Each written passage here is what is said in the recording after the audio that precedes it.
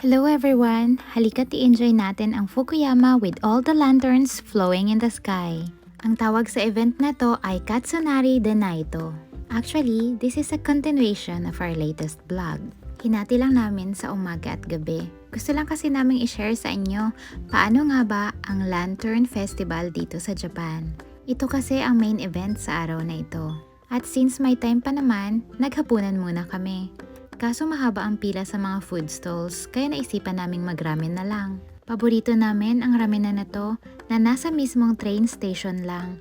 Lagi namin itong binabalik-balikan, lalo na pag taglamig, especially pag winter.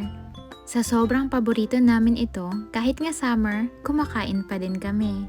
Karage pala or fried chicken ang isa sa mga paborito kong pagkain dito sa Japan. Kapag kumakain kami sa labas, isa yan sa mga paborito kong orders. Hindi ko pala naubos ang isang serve sa sobrang dami ng laman nito. Kaya kinain ni fiancé. Ayaw niya daw kasing masayang, apakasarap pa naman. Nami.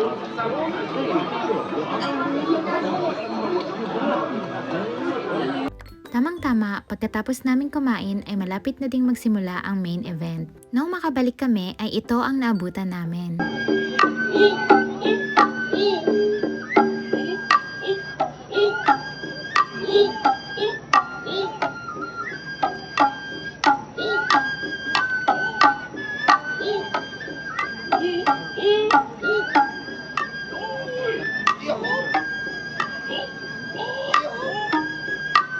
May idea ba kayo ano yan? Pasensya na po at wala akong maikwento tukol dyan. Hindi ko kasi alam kung ano ang tawag sa performance na yan.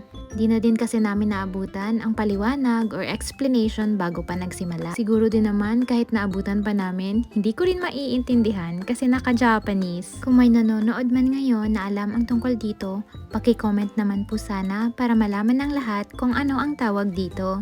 Last performance na pala yon of the night, pagkatapos nun ay nagsimula na ang main event.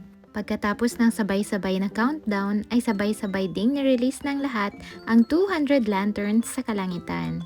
Ginagawa pala nila ito to tell their ancestors that everyone is safe and sound and to pray for their blessings. Ay, English yun!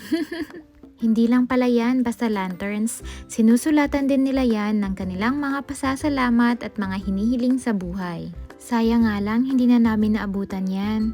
Naubos na ang ticket bago pa kami dumating. Pareho kasi kaming may trabaho ngayong araw. Buti na nga lang kahit yung mga walang lanterns ay pwedeng mag-participate. May twist nga pala ang mga lanterns na ito. Hindi ito yung typical na lanterns na pagkatapos ma-release ay hayaan na lang maging basura pagkatapos magamit. Lahat ng ito ay may lubid na nakatali sa bawat isa. Ang galing talaga ng mga organizer at ito ay talagang pinag-isipan nila. After 30 minutes na ang mga ito ay ma-enjoy na ng lahat, ay sabay-sabay namang hilain pababa.